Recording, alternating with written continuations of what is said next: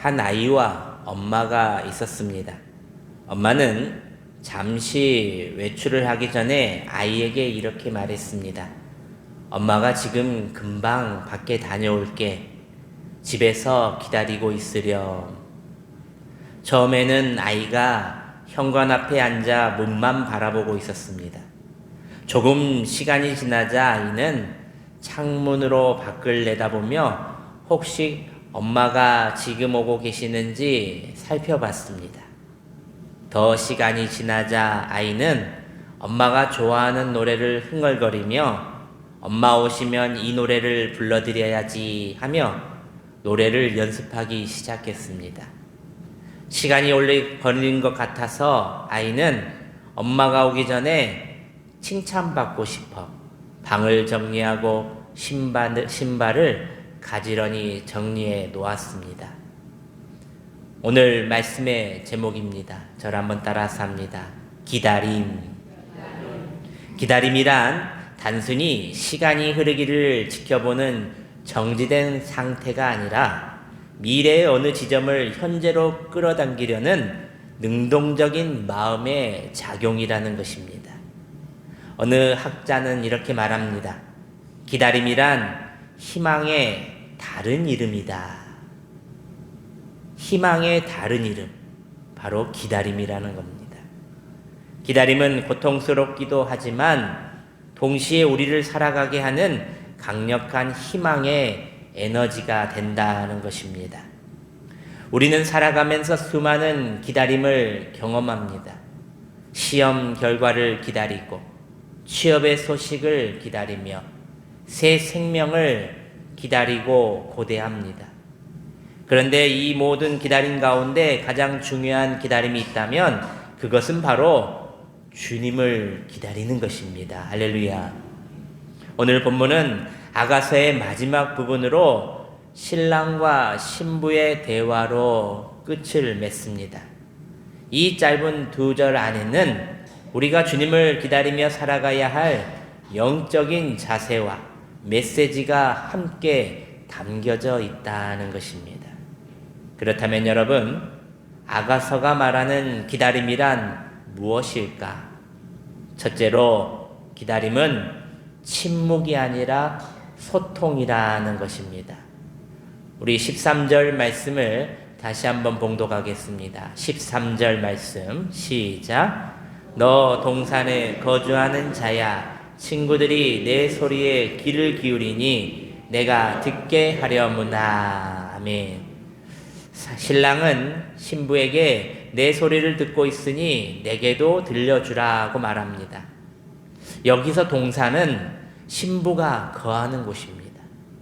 즉 우리가 살아가는 이 세상을 말하는 것입니다. 그리고 친구들은 우리 주변의 사람들을 가리킵니다. 주님을 기다리는 동안 우리는 세상 사람들에게만 말하고 정작 주님께는 침묵하고 있다는 말입니다. 많은 성도들이 이런 실수를 범합니다. 친구들과는 수다를 떨고 SNS나 카카오톡으로는 열심히 글을 올리며 남깁니다. 그런데 정작 하나님과의 기도 시간은 형식적으로 몇 마디로 끝내버린다는 것입니다. 한 목사님이 교인들에게 이렇게 물었습니다. 여러분은 하루에 스마트폰을 몇 시간을 사용하십니까? 대부분 3시간, 4시간 이렇게 대답을 했습니다. 그렇다면 하나님과 기도로 대화하는 시간은 얼마나 되십니까? 라고 목사님이 묻자 온 교인들이 침묵했다는 겁니다. 그런데 한 집사님이 솔직하게 손을 들고 목사님에게 이렇게 고백합니다. 목사님, 부끄럽지만 10분도 안 됩니다. 하나님과의 대화 시간, 하나님과의 기도 시간이 10분밖에 되지 않는다는 것입니다. 사랑하는 여러분, 우리는 세상과는 끊임없이 소통하면서 정작 우리를 가장 사랑하시는 주님께는 말을 아끼고 있다는 것입니다. 주님은 오늘도 우리에게 이렇게 말씀하십니다. 내게도 들려주라. 내게도 들려주라.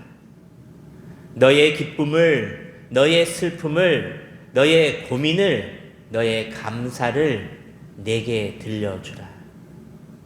기다림은 소극적인 침묵이 아니라 적극적인 소통이 되어야 한다는 것입니다. 대림절 4번째 주일입니다. 성탄을 기다리는 이 기다림의 시간 가운데 우리는 더욱 간절히 기도하고 더욱 깊이 주님과 소통해야 한다는 것을 기억하시기를 바랍니다. 사랑하는 성도 여러분, 대림절을 기다림은 아무 말 없이 흘려보내는 시간이 아닙니다. 하나님께 더 자주 말을 걸고 더 진실하게 마음을 여는 기다림의 시간이 되어야 한다는 것입니다. 짧은 기도라도 좋습니다. 완벽한 말이 아니어도 괜찮습니다.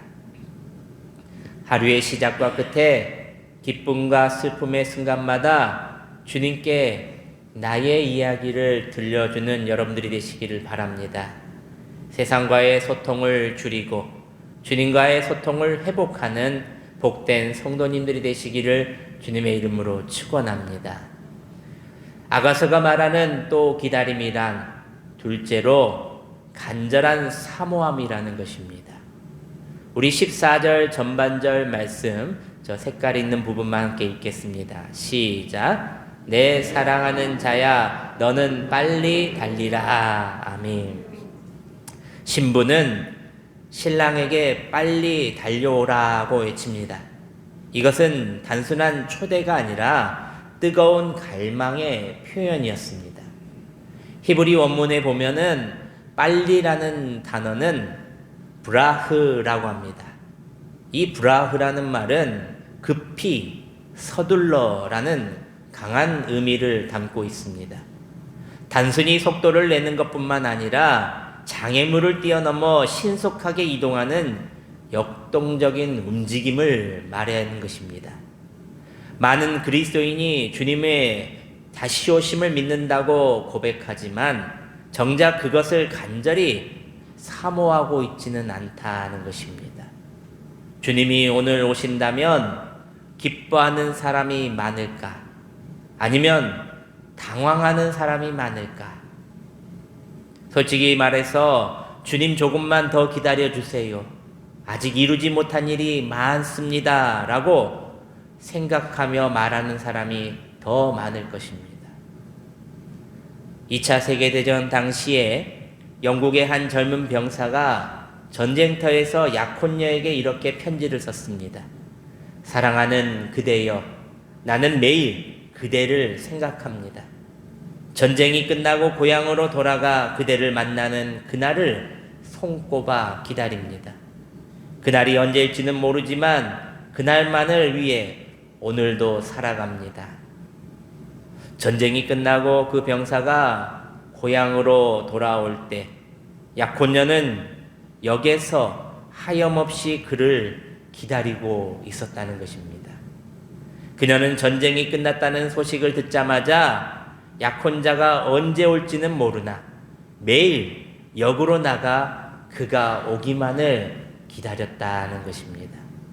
사랑하는 여러분, 진정한 사랑은 기다림을 참을 수 없게 만든다는 것입니다. 초대교회 성도들은 마라나타라고 했습니다. 주여 오시옵소서. 이렇게 외치며 주님의 오심을 간절히 고대했고 또 사모했다는 것입니다. 그래서 모진 박해와 힘겨운 고난 속에서도 그들이 견뎌낼 수 있었던 이 이유는 주님이 곧 오실 것을 믿고 사모했기 때문입니다. 오늘 우리의 모습은 어떻습니까? 주님의 오심을 진정으로 사모하고 있습니까? 아니면 이 세상의 안락한 삶에 너무 익숙해져서 주님 오시는 것을 차라리 미루고 싶어 하지는 않습니까? 사랑하는 성도 여러분, 우리는 억지로 버티는 기다림의 자리에 머물지 말고 이제 간절히 사모하는 기다림으로 나아가시길 바랍니다. 언제까지 주님을 믿는다고 말하면서 사모하지 않는 신앙, 주님을 기다린다고 하면서도 오시지 않기를 은근히 바라는 신앙으로 살아가서는 안 된다는 것입니다. 기다림은 중립이 아닙니다. 기다림은 사랑이 있느냐 없느냐는 중요한 문제가 되는 것입니다. 우리 안에 주님을 사랑하는 그 마음이 있느냐 없느냐. 주님을 정말 사랑한다면 언젠가 오시겠지가 아니라 주님 오늘이라도 오시옵소서, 속히 오시옵소서라고 고백해야 한다는 것입니다. 오늘 이 시간 억지로 버티는 기다림을 내려놓고 간절히 사랑하는 기다림으로 서 가시기를 바랍니다. 초대교회처럼 신부처럼 우리의 심령 깊은 곳에서 다시 이 고백이 회복되기를 소망합니다. 마라나타, 주 예수여 오시옵소서. 이제는 미루는 신앙이 아니라 기다림조차 기쁨이 되는 간절한 사모함이 있는 여러분들이 되시기를 주님의 이름으로 소망합니다. 마지막으로 아가서가 말하는 기다림이란 셋째로 적극적인 준비가 있어야 한다는 것입니다. 14절 후반절 말씀입니다. 우리 색깔에 있는 부분만 함께 봉독합니다. 시작. 향기로운 산 위에 있는 노루와도 같고 어린 사슴과도 같아라. 신부는 신랑이 노루와 어린 사슴같이 빠르게 달려오기를 원합니다. 그런데 여기서 중요한 표현이 있습니다. 향기로운 산 위에라는 구절입니다. 향기로운 산들은 히브리어로 헤림, 벳삼임이라고 합니다. 이는 단순히 꽃향기가 나는 산이 아니라 향료의 산들이라는 뜻입니다. 향료의 산들을 번역하는데도 이는 모략과 유황 같은 귀한 향료가 나는 산을 의미합니다. 이것은 영적으로 거룩함과 정결함을 상징하고 있는 것입니다. 여기서 말하는 향기로운 산은 곧 우리입니다. 그리스도의 향기를 바라는 성도들, 공동체, 바로 교회라는 것입니다. 고린도후서 2장 15절, 16절, 17절 말씀입니다. 우리는 구원받은 자에게나 망하는 자들에게나 하나님 앞에서 그리스도의 향기니 이 사람에게는 사망으로부터 사망에 이르는 냄새요 저 사람에게는 생명으로부터 생명에 이르는 냄새라. 누가 이 일을 감당하리요? 우리는 수많은 사람들처럼 하나님의 말씀을 혼잡하게 하지 아니하고 곧 순전함으로 하나님께 받은 것 같이 하나님 앞에서와 그리스도 안에서 말하노라. 아멘. 향기로운 산 위에 임하소서라는 고백은 나의 삶과 우리 공동체가 정결하고 거룩한 향료의 산이 되어서 주님을 맞이할 준비가 되게 하소서라는 고백과 다짐이라는 것입니다. 사랑하는 여러분, 주님을 기다리는 것은 수동적으로 시간을 보내는 것이 아니라 적극적으로 우리 자신을 준비하는 시간이라는 겁니다. 우리의 삶을 향기로운 산처럼 만들어라는 것입니다. 거룩함으로, 사랑으로, 봉사로, 헌신으로 우리의 삶을 주님이 오실 때까지 향기 나도록 계속해서 가꾸라는 것입니다. 기다림은 준비를 동반해야 합니다. 우리는 주님이 오실 때 부끄럼 없이 맞이할 수 있도록 날마다 우리 자신을 잘 준비해야 한다는 것입니다. 거룩한 삶으로 준비하고 말씀의 향과 기도의 기름을 준비하고 사랑의 실천으로 행해야 한다는 것입니다. 그러므로 우리는 주님을 기다리는 자가 아니라 주님을 맞이할 준비된 신부로 살아가시기를 소망합니다.